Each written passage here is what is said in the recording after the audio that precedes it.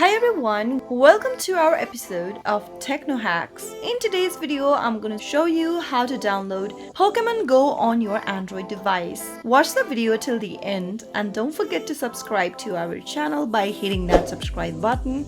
Press the notification bell so that you'll never miss another upcoming upload from us. To download Pokemon Go on your Android device is quite easy.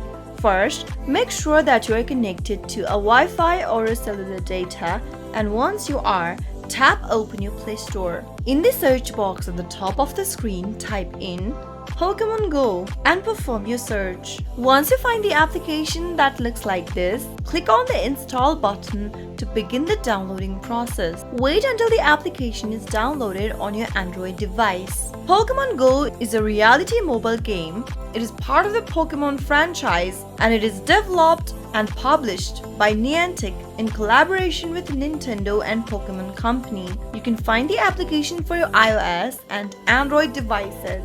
Once the application is downloaded and installed, you'll be able to see a play button. Give it a tap to launch open the game. That's how you can easily download Pokemon Go application on your Android.